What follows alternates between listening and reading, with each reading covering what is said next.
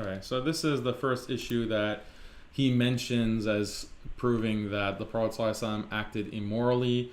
A lot of the enemies of Islam and Murtads will point to this, the age of Aisha and her marriage to the Prophet ﷺ. So I think that this is very easily addressed, and I would have to, create a whole new video to just focus on this to give all the details. But I just want to mention a few points.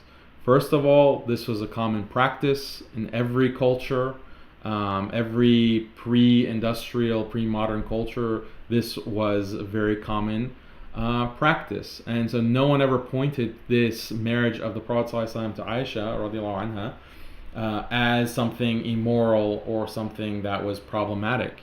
And you have to really understand what the practice really is, okay, of marrying, of a man, older man marrying or having sex with a 9-year-old or 10-year-old prepubescent girl. And the thing is that in the vast majority of history, life expectancy was relatively low, infant mortality was considerably high, and so therefore it was necessary to use the extent of the fertility window for reproduction. What do I mean by fertility window? Women have only a certain number of years where they can have children and reproduce. And it can start as early as 9 years old, 8 years old, and extends to about mid-30s or up to 40. So given the high mortality rate, the high infant mortality rate, the low life expectancy, it's important to use that in the entirety of that window. And what psychologists say today, evolutionary psychologists, say that this practice is actually evolutionarily adaptive. Okay? That this is something that is adaptive if we consider Darwinian evolution. I don't accept Darwinian evolution, that's a whole different topic. But for some of these atheists who do accept evolution, then this is something that was practiced and it was considered evolutionarily adaptive. And there's a strong moral reason for it as well, because when you have a society where all of labor is manpower, and in fact your survival as a people, as a family, as a village, as a nation depends on your numbers, right? Do you have enough people to sustain the amount of labor that's required to survive pre-industrial times? Do you have enough children who can fight if there are invaders, who can defend your tribe, defend your city, so forth? Then it becomes very important to make sure that you have enough children. And if you are waiting, right, if in your tribe you're waiting until 18 to start having children, and your enemies are having children at a much younger age, they're able to have more children, they'll be able to have bigger armies, and then those bigger armies are going to wipe out you and your tribe, right? So this is something that is evolutionarily adaptive.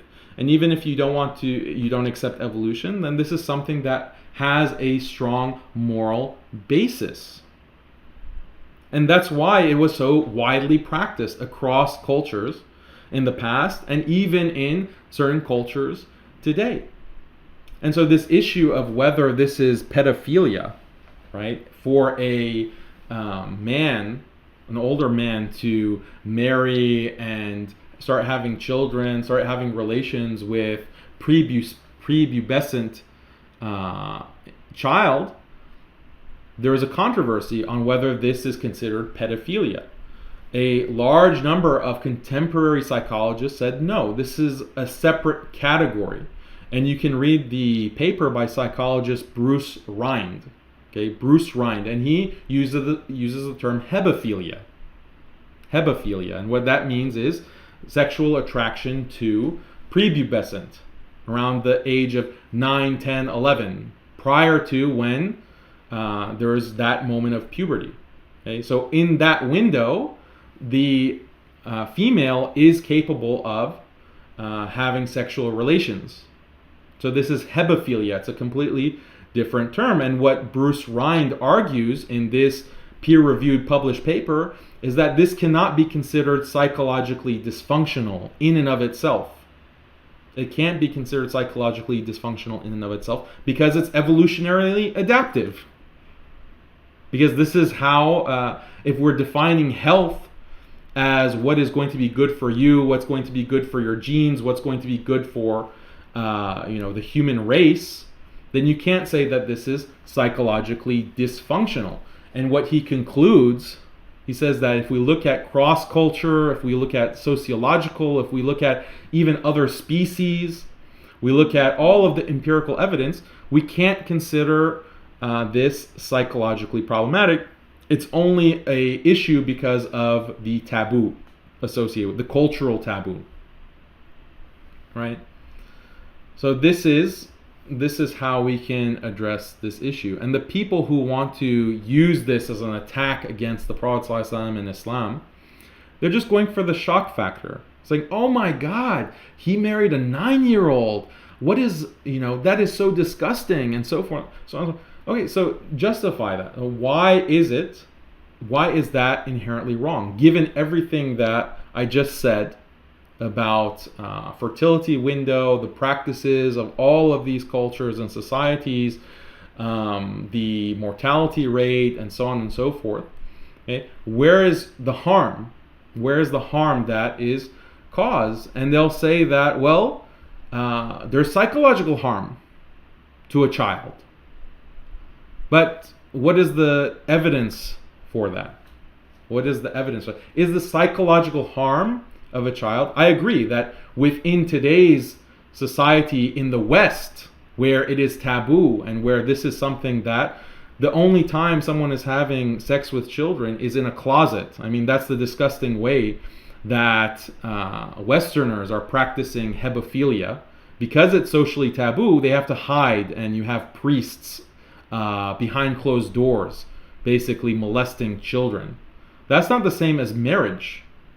That's not the same as a society where this is acceptable and parents understand and children understand, and it's known that, okay, you're entering a life of marriage. It's all above board. So there's no harm. Those individuals, those children in those families, in those societies, in those cultures are not psychologically harmed. The only psychological harm that we see in the West is because there's abuse happening because of that, the taboo. So this is, again, circular reasoning. You assume that it is taboo and that it's harmful and then it's disgusting.